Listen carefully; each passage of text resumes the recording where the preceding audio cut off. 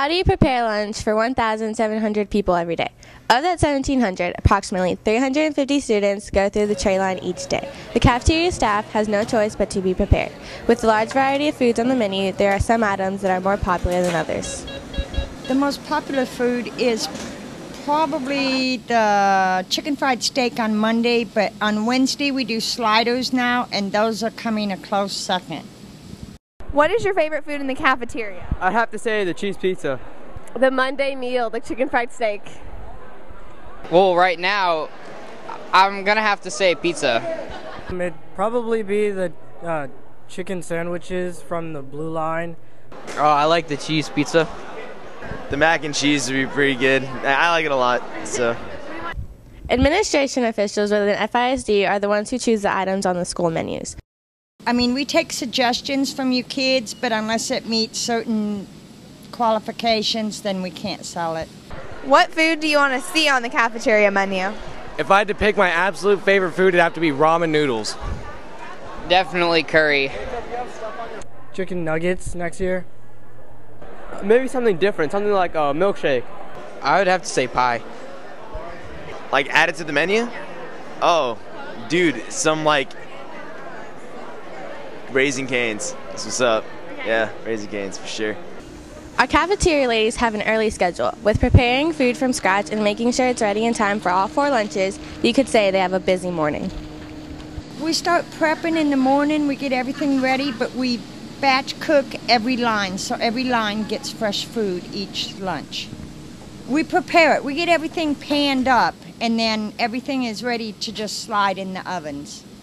So the next time you buy your lunch, think about all the hard work and preparation our cafeteria staff puts into making sure there is food for you. For Racc TV, this is Samantha Rios. Physics is a course that has a reputation for being difficult. Physics is also a hands-on course. Labs can actually be fun because they are interactive, and students get to see firsthand how things actually work. So why is physics still considered difficult by some students? I would have to say that it's physics, so everybody hears the word physics and they think, oh my gosh, what am I going to do? And secondly, probably because you're solving problems, so there's tons of ways to get to the right answer, but along the way you have a lot of problems getting there, and I think that's why it's so hard. Lab exercises keep the students busy.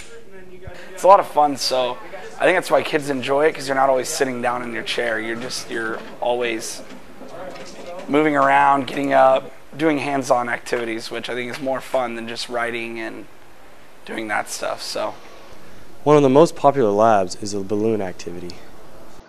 Well, the balloon activity was you are on top of a building, you're on top of a thing, and you have to drop the balloon at the exact time to where me walking, it has to hit me on the head.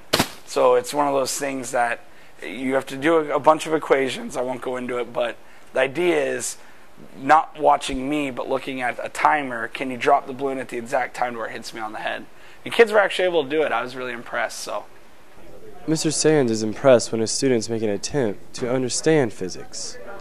If you're going to ask a question, don't say, I don't get it, I don't understand it. Ask a question with some, almost an investigative nature behind it. Like, why I'm having problems with number 5, but I know what equation to use, but I don't know how to plug it in. Something like that. So when you ask questions, instead of asking, well, I don't get it, or how do I do this one, or I have no idea, actually ask a good question. Make it a quality question. Teachers like Mr. Sands make a course like physics really exciting while you learn. Don't let preconceived ideas keep you from taking a course you may enjoy. For Racc TV, I'm TJ Landry.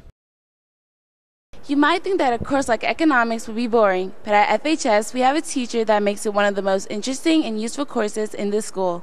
That's because he knows what it's like to sit through a boring class.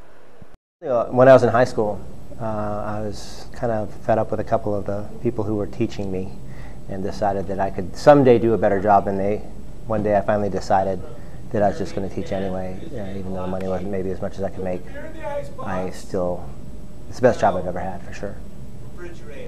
The economy has been on a downward slide for several years now, but is there a solution? We're between a rock and a hard place. We need more revenue for the government, and the government has to stop spending money. But you can't get blood from a rock. You can't get revenue from people who don't have jobs. So I think I would start with cutting government expenditures quite a bit. As an economics teacher, Mr. Barr has some ideas about where some of our economic problems stem from. I think that there's a pervasive sense of entitlement among young people today that's unrealistic, and I think they're going to be in at a minimal amount of bewilderment when they get older, if not just outright disappointment in what life is about and what they see in the media and on TV. That sense of entitlement is often encouraged by popular culture. What do you think a reasonable amount of money to make out of college is, and why? I think like around $2 million, because I'm going to be a successful business guy and making a lot of money. A couple $100,000. I want to be a movie star and make $1 million a year. Oh yeah, I want to be an anesthesiologist, you know, make people go to sleep for $236,000 a year. Thank you. I want to be an orthodontist, and I think I'm going to make like $5 million per year because I'm going to make people's teeth straight, especially the little kids, I guess. I think in the media there's this sense of entitlement. People think they deserve a certain lifestyle or a certain peg on the social hierarchy of our society. You have to work for everything you get, and you have to take responsibility for everything that you do. Otherwise, I think you're going to end up very disillusioned and disappointed. These unrealistic expectations come from a basic lack of understanding of how our economy works. So what do you want to replace capitalism with? Don't say it, bro. None of your business. If a CEO came down here right now and offered you a job, would you take it? I'm 7. No way. My mom's been like, why don't you get a real job? Like, I tried. Having to pay for things on your own with money that you make from having a job can give someone a new perspective on economics and how it works. Just ask Mr. Barr. He's been working at it for a long time. For Racc TV, I'm Tiffany Apokudarko. The FHS football team won area finals for the first time in 28 years. After a hard-fought regular season, a first-rate coaching staff and a group of players focused on winning took the team to the third round of the playoffs. I think this group of kids was a very special group in that, use term, they just get it. And they made a commitment to what we were wanting to do. They understood that we had to do some things differently if we were going to be successful.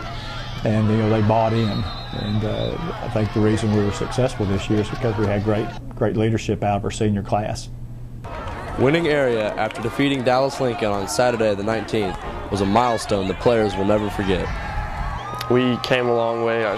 Since my sophomore year, we were 0-10, and then our senior year, we finally did something really cool. Went 3 rounds deep in the playoffs, which is, something I couldn't ask for anything else. It feels really good because we've done something that no one's accomplished in 30 years. And I mean, it's kind of like a full circle ending from where we started as freshmen, and we came so far and worked so hard for this, and it's just nice to be a part of it. The team fought really hard to get this far. I mean, we put in a lot of work. We completely changed our off-season last year.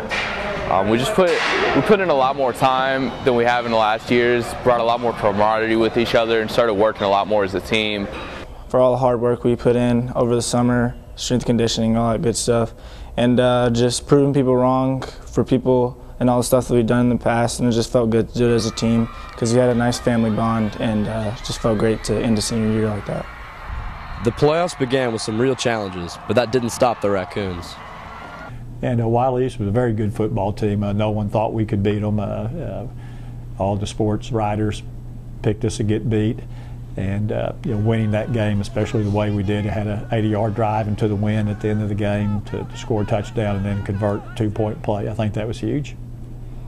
Success does not come by accident. This team worked together to make it happen. I attribute our success to our camaraderie and our relationship with each other. I mean, we all fought for each other, and I fought for the sophomores fought for me, and we had a very good team chemistry this year. We get the team part down, and we just were able to push each other and just, come out on top. Coaches really fought hard to install that discipline in us, and just, made sure that we were disciplined and we were ready for the season, and made sure we were doing kind of the little things right. Just every little small thing mattered on me. The difference in off season this year the efforts that the coaches put in and the extra time they put in to keep us focused and on task and winning district, which we did not do, but we made it far in the playoffs, which is our goal to do also.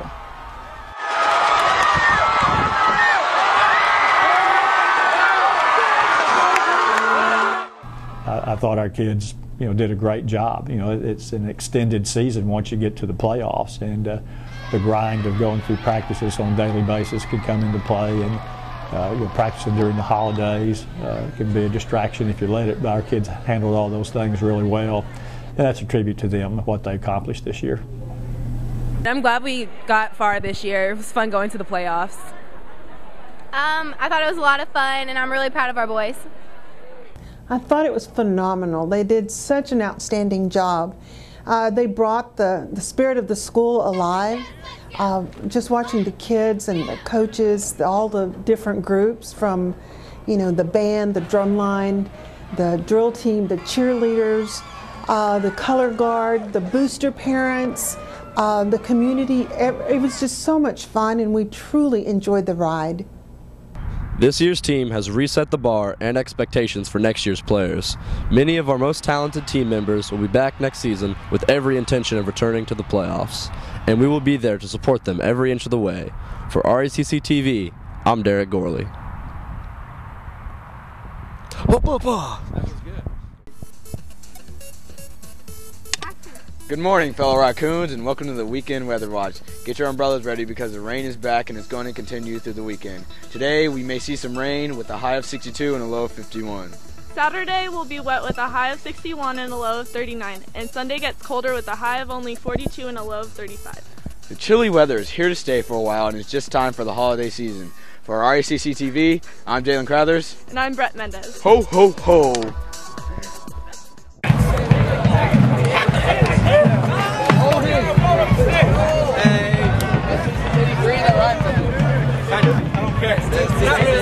Niggas look at me. Hey! I literally go to your hospital bed. No, I was making an exact. I'll kill you.